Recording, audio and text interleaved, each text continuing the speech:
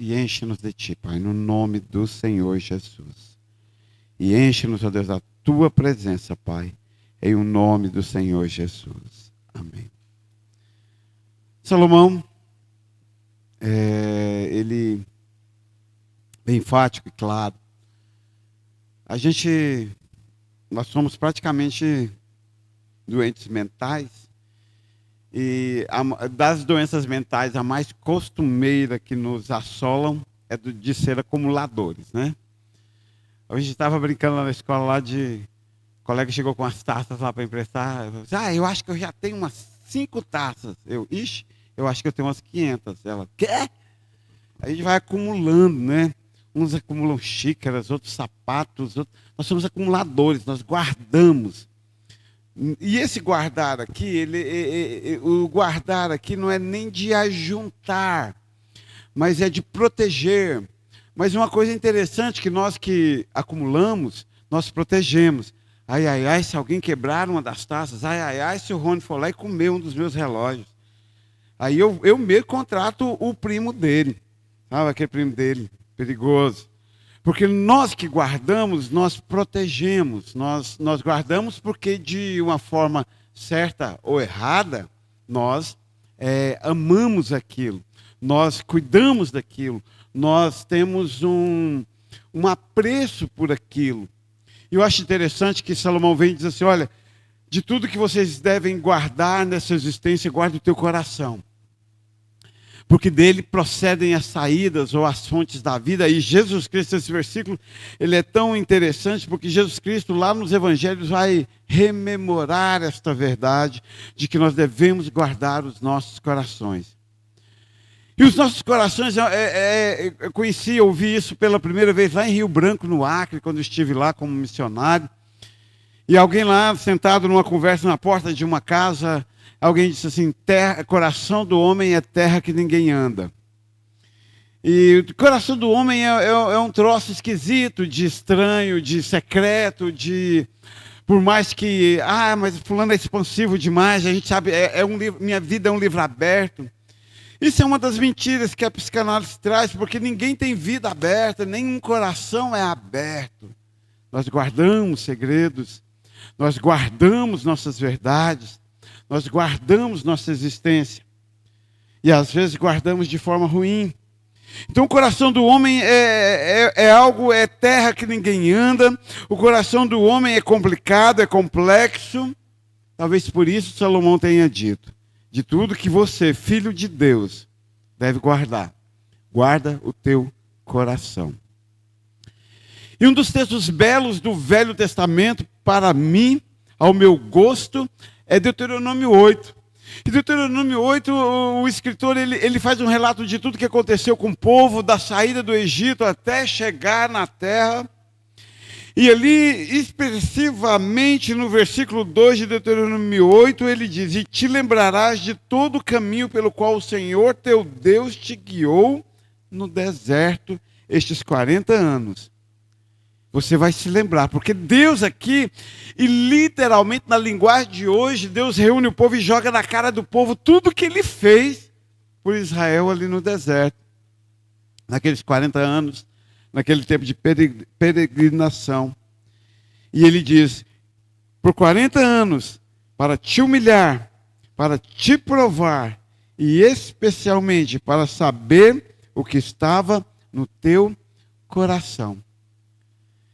Eu fico imaginando que Deus, sendo Pai de todas as coisas, de todas as invenções, de todas as criações, de todas as ideias, de todos os conhecimentos, precisou por 40 anos botar o povo num laboratório chamado deserto, provar, humilhar, fazer ter fome, fazer ter sede, fazer enfrentar gigantes, com um objetivo claro aqui no texto de provar, de saber o que estava em seus corações. Imagina nós que temos a doce ilusão de saber o que está no coração das pessoas. Pensa comigo, tamanha complexidade. Deus, sendo Deus, usou por 40 anos de um espaço, um laboratório, um espaço fechado. No deserto o povo não saiu. No deserto, ali o povo talvez tenha sido o primeiro grande Big Brother da existência. De dia uma coluna de fumaça vigiando, conhecendo e guiando o povo. À noite uma grande coluna de fogo dirigindo, guiando e vigiando o povo. E Deus medindo cada atitude, cada ação, cada reação para saber o que estava no coração daquele povo. E essa medição, ela tinha um objetivo simples e claro, só para saber se o povo iria ou não guardar os mandamentos. Olha que coisa! Por experiência própria, nesse imenso deserto que tornou-se nossas vidas, costumeiramente não é raro, eu me acordo ou eu me encontro, eu me vejo dentro de um grande deserto. Uma das coisas que aprendi nesta caminhada foi a dizer: Deus, fala logo o que o Senhor está provando. Fala logo o que o Senhor está testando. Fala logo por que o Senhor está me humilhando. Não é em vão. É em vão para o ímpio. O ímpio, ele vive como que no sonho, diz o salmista. O ímpio, ele vive num limbo diferente do nosso. O ímpio, ele não está debaixo da direção e correção de Deus. Mas nós, filhos de Deus, nós somos humilhados, provados, costumeiramente para Deus saber o que está dentro do nosso coração. E especificamente no item, Rony, se nós guardaremos ou não os mandamentos. Acho interessante isto. Porque os mandamentos agora não são, lamentavelmente, não são, ou gloriosamente, não são mais os 10 mandamentos, mas a palavra de Deus, o querer de Deus. Aquilo que Jesus Cristo veio de forma tão gloriosa, colocou dentro de nossos corações, porque é no coração que opera todas as coisas. Então, o objetivo de guardar o coração é porque é nele que Deus vai nos provar. Porque é nele que Deus vai nos humilhar. Porque é nele que Deus vai saber se guardaremos ou não os seus mandamentos. Por que guardar o coração? Primeira coisa que eu anotei é porque ele é tendencioso para o mal. Incrivelmente, assim, no final do dilúvio, Deus olha para a humanidade ali naquele processo de tudo e diz: desde a meninice, a maldade está no coração do homem. Normalmente, a primeira coisa, vocês que tiveram ou terão filhos, vocês vão vivenciar. Normalmente, os primeiros atos da criança não são atos de carinho, mas são atos de defesa, de bater, de pegar, de tomar para si, de apossar. Incrivelmente, o coração do homem é mau desde a meninice, desde a sua infância. E ele é tendencioso e nós passamos mesmo convertidos. Hoje eu vi uma pessoa dizer assim: sou muito gente boa. Quando fala isso, eu já fico com medo. Porque o que estraga o mundo é o mas. Eu fiquei observando a fala. E essa pessoa diz: eu sou muito gente boa. Gosto demais de ajudar todo mundo. E aí eu já fiquei com medo. E aí ela fechou a frase dizendo: mas se pisar no meu calo. Eu acho interessante essa compensação que nós fazemos. Eu tento fazer enormidades de bondades, mas eu estou pronto, na verdade, de fato e de verdade, é para me vingar. Ah, se pisar no meu calo. Jeremias no capítulo 17, no verso 9, ele diz assim: enganoso é o coração, mais do que todas as coisas, e perverso. Quem o conhecerá? Eu acho interessante que Jeremias coloca 2 adjetivos para o coração. Ele o chama de enganoso e ele chama de perverso. Como traduzir esse enganoso e perverso? Será que enganoso é aquele que gosta de mentir? Ou não? Será que enganoso é aquele que gosta de ficar no lucro, mesmo que tenha que ludibriar? Será que enganoso é aquele que não tem problema em passar o próximo irmão para trás? Será que enganoso é aquele que mente para si mesmo? Tá bom, mas essas não são características dos ímpios. Não são os ímpios que vão enganando e sendo enganados e são felizes assim. Mas será que não são os ímpios que gostam de um negócio escuso? Mas será que não são os ímpios que gostam de mentir para si mesmos? Mas aí a gente vem aqui e diz que a Bíblia é escrita para crente. E aí Jeremias diz, olha, teu coração é enganoso. Já ouviram muitos seres humanos dizer, a única pessoa que eu confio é em mim mesmo. Já ouviram isso? Lê do engano. Nem nós, principalmente em mim, eu não posso confiar. Eu acho que o Filho de Deus precisava trocar esse adágio popular por a única pessoa que eu confio é Jesus Cristo. Nele não há sombra de variação de dúvida. Eu hoje, amanhã, né? Alguém chegou e falou assim, essa semana eu ouvi muitas coisas. Sempre a gente ouve muitas coisas. Vou contar um segredo. Eu falei, não me conta não. Não me conta, porque amanhã eu já vou contar para alguém. Conta não. Porque amanhã é outro dia.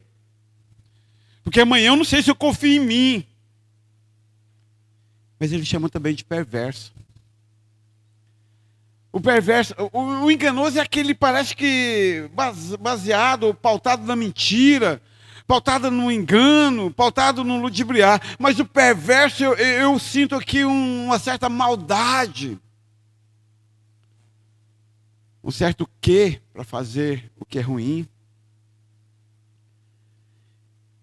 E aí quando eu entendo que Jeremias está falando de crente e não de ímpio, e por que, Jaciara, Jeremias está falando de crente e não de ímpio? E por que podemos afirmar que Jeremias está falando de crente, e não de filho de Deus e não de ímpio? Porque a sequência diz, mas o Espírito de Deus esquadrinha, o Espírito de Deus está dentro do coração do Filho de Deus. Não do que não é filho. Então ele está falando de filho. De alguém que tem um espírito dentro de si e que esquadrinha. E eu acho interessante essa coisa de esquadrinhar, porque é traçar retinhas e fazer meu coração cheio de setor. Nesse setor aqui do coração está perverso. Esse setor aqui está maldoso. Esse setor aqui está enganoso. Esse setor aqui está maledicente. Esse setor aqui, esse ponto específico aqui precisa se converter. Aí eu chego à visão em pleno século atual. E vocês não têm noção, nós não temos noção da quantidade de filho de Deus que engana a si mesmo com seus caminhos, da quantidade de filho de Deus que engana a si mesmo vivendo uma vida de perversidade, com a compreensão, com a crença pessoal de que é servo de Deus. Hoje eu li uma coisa muito interessante, até printei para postar e não deu tempo. Li assim, o Neymar representa toda uma geração. Alguém viu isso? E ele é o cara. Ele representa toda uma geração. Achei incrível. Vou postar para vocês. Está no meu celular. Eu printei, salvei e não deu tempo. O Neymar representa toda uma geração que ama versículos e odeia a cruz. É de chorar. Principalmente quando nós entendemos que é isto. Nossos corações têm nos enganado com a perversidade de tal forma. Versículos. versículos. A vida espiritual se resume agora em postar versículos. Já contei para vocês a fatídica historinha de São Miguel do Araguaia, da irmã. Ela chegou, me chamou um dia depois da escola bíblica dominical e disse: olha, pastor, eu orei, jejuei, Deus me revelou por que o senhor tem medo de mim. Eu já tinha saído do quartel, procurei a pistola automática, a 765, da qual eu amava lá no quartel, não estava mais, porque não era minha, é do governo federal, eu tive que deixar. Falei, tá bom, eu tenho medo da irmã. Por que eu tenho medo da irmã? Diga-me. Ela disse assim, porque Deus me mostrou que o senhor tem medo de mim, porque eu sei mais versículos de cor do que o senhor. Tá, ela não era crente, morreu sem ser crente, que o diabo a tenha. Mas ela sabia mais versículos de cor do que eu. Dá medalha de ouro para ela. Mas nós chegamos nesse ponto de engano. De que nós somos uma geração. Não, desculpa, eu não sou não. De que muitos de vocês são uma geração que ama versículos, mas odeia a cruz. Tem cura. Leia a Bíblia, faça oração e leia o livro do Tozer. Essa vida crucificada. Baratinho. Vai ensinar muito. O coração do homem, ele é perverso, ele precisa ser crucificado. Mas nós damos conta de mentir para nós mesmos nesse turbilhão de worship, de versículos, e fingir que está tudo bem. Segunda coisa, pelo qual devemos guardar nossos corações, porque ele é forte em seus desejos. Aqui está meu maior laço. A maior parte dos meus sofrimentos são frutos diretos dos meus desejos. Deseja não o que vai acontecer. Deseja demais não o que vai acontecer. Eu acho interessante porque o salmo que eu vou ler, o 37:4, ele é ambíguo, ele é paradoxo. Porque ele diz assim, deleita-te também no Senhor, ou seja, anda com Deus, ou seja, faz o que Deus quer, e Ele te concederá os desejos do teu coração. Peraí, então, os desejos do coração são uma coisa boa, porque se Deus deu, foi porque eu estava em paz com Ele. Sim. Os desejos bons. Sim. Os desejos alinhados com a vontade, o querer e a palavra de Deus. Sim. Mas nossos corações têm capacidade de nos mover, de nos fazer atingir, de nos fazer ir lá e ajudar Deus. Nossos corações têm a capacidade de conquistar. Nossos corações têm a capacidade de nos convencer de que é o melhor. Nossos corações, quando Ele quer, Ele atravessa o oceano. Aliás, já conta por aí que você pode até amarrar e prender o corpo de um homem, mas o coração dele continua sendo livre. O pensamento dele continua sendo livre, vai, ainda que amarrado ou encarcerado a qualquer lugar que ele projetar. O desejo do nosso coração é uma arma incrivelmente perigosa, porque pode nos livrar, mas pode também nos conduzir, nos arrastar, nos levar a coisas que irão nos fazer sofrer posteriormente. Vou te contar um trem. Ouvia muito, quando eu era pequeno, na oficina da sapataria do meu pai, não sei se a Luzia está online e lembra disso, mas eu ouvi demais quando eu era pequeno. Tem 3 coisas que ninguém segura. Já escutaram isso quando vocês eram pequenos? Tem 3 coisas que ninguém segura. É água de morro abaixo, é fogo de morro acima, e é mulher apaixonada. Oh, mulher apaixonada pula muro, foge pela janela, mete a mão na cara uma da outra. Mas eu não queria falar da mulher apaixonada para não ser machista. Eu queria dizer do ser humano com coração obstinado. Que é a mulher apaixonada, que é o fogo de morro acima, que é também a água de morro abaixo. Traduzindo, o ser humano com coração obstinado. O seu desejo sobressai, o seu desejo é alcançado e as consequências lhe são atribuídas. Que aprendi com a vida, você pode jogar para cima tudo o que você quiser. O que você não pode é impedir que cada coisa que você jogou para cima caia de volta na sua cabeça. A vida é de consequência. Obstina o coração. Fecha o coração. Engana o seu coração. Enche o seu coração de desejos enganosos e perversos. E você vai ver onde você vai chegar. Já ouviu? Não, eu amo tanto que eu vou uma hora até debaixo. Não. Já viu? Descobri recentemente que é até uma música aí do chamado forró sertanejo universitário. É eu e ele contra o mundo. Se tem um trem que eu acho, gente, se tem um trem que eu acho bonito é paixão. É eu e ele contra o mundo. Até que dia? Não sei. A gente peita pastor? Você já teve no seu trabalho, na sua vida? Você já teve a oportunidade de dizer para alguém, você quer ir, você vai, sem a minha aprovação. E ele falar, ou ela falar, vou, eu pago o preço. Vou, eu dou conta. Diria que talvez seja a experiência mais relatada de vida de pastor. Tem certeza? Quer ir mesmo? É isso mesmo? Não, eu vou. Olha para mim.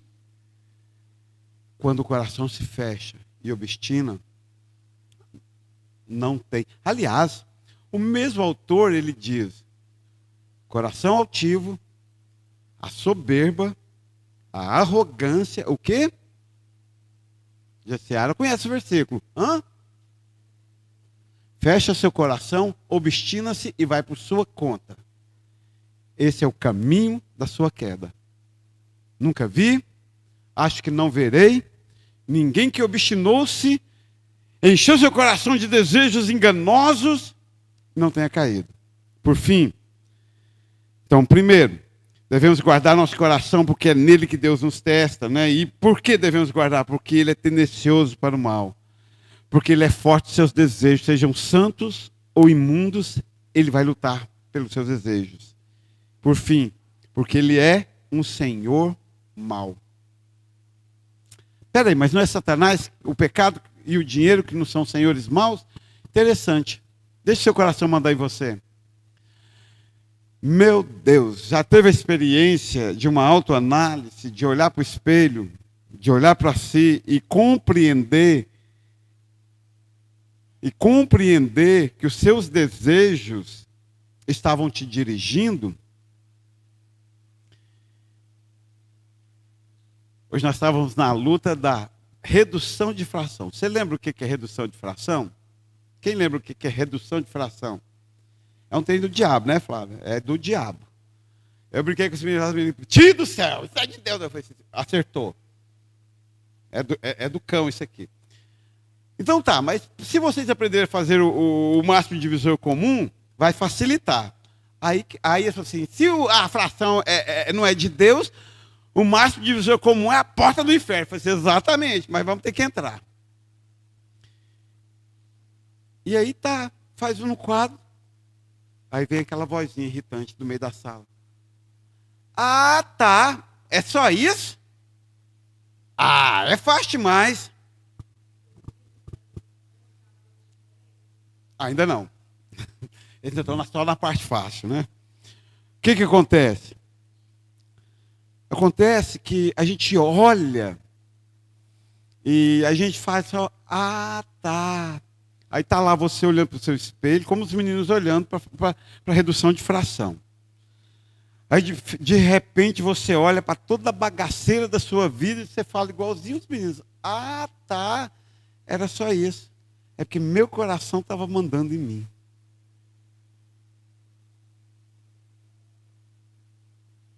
Existe uma relação complexa. Hoje eu vi um trem na internet. A internet é boa, tem hora que tem gente com muita boa intenção. Aí aqueles povos de porta de igreja com cartazes fazendo propaganda, então vão lá. Me perdoe por todas as vezes que a igreja te oprimiu. Aí eu fui lá e marquei como spam. Sério que eu marquei como spam? Porque tem um trem que não dá para dizer. A palavra de Deus, ela é poderosa para discernir, separar juntas medulas, alma e as intenções. Provavelmente, quando a igreja te oprimiu, você estava num bruta de um pecado, querido. Provavelmente, quando a igreja te oprimiu, você estava num bruta de uma rebeldia do coração fechado, senhor de si, e alguém precisou te dar um choque de realidade. Te contar que sem o máximo divisor comum, você não vai reduzir com facilidade a fração. E aí isso bagunça a sua vida. E aí te oprime. Porque depois você pega, eu sei, olha o que eu sei. Eu sei que a palavra de Deus ela é poderosa para discernir as intenções do seu coração. Isso eu sei. Mas eu não sei onde está o limite. E humildemente eu digo. Aqui, enquanto vivos, o nosso serviço a Deus não esteja intimamente relacionado ao nosso serviço à igreja. Você sabe separar? Eu não sei. Porque Cristo é a cabeça, a igreja é o corpo. Não dá para simplesmente chegar aqui, vamos degolar a igreja, vamos ficar só com a cabeça. Nós nos perdemos quando os nossos corações passam a ser o nosso Senhor. Porque a Bíblia diz claramente que se nossos corações é o nosso Senhor, Jesus deixou de ser o meu Senhor. Se ele deixou de ser o meu Senhor, o corpo dele vai me causar danos. A liderança que ele colocou sobre mim vai me causar danos. A igreja vai me oprimir. Então tá, daqui uns dias eu vou ter que pedir perdão por vocês. Quando eu disse para vocês que vocês não estavam aptos, estavam em pecados. Recentemente eu brinquei com um ser. E aí desviado, bom. Ele escreveu 4 páginas de WhatsApp. Me desaforando. Como assim desviado? Aí um dia Deus olha para o povo e diz, Salmo 81, 12. Portanto, eu, pronome pessoal, eu, primeira pessoa, aqui, Deus. Portanto, Deus, no caso como ele estava falando em primeira pessoa, o próprio Deus dizendo, portanto, eu, ou seja, Deus eterno, os entreguei aos desejos dos seus.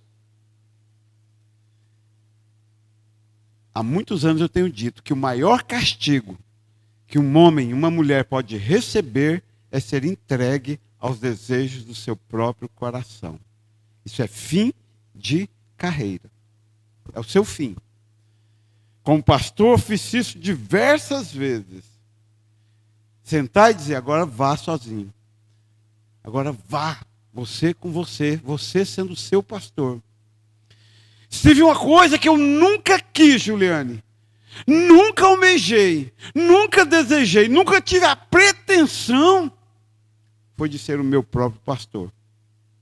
Deus me livre e guarde. Deixa essa carga para alguém melhor do que eu.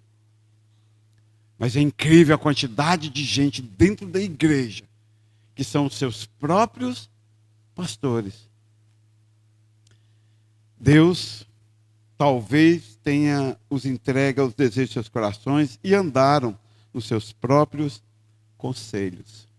Isso é desastre. Isso chama-se tragédia anunciada. Ganoso, perverso, é o coração do homem. Seu desejo é forte, quase sempre inclinado para o mal.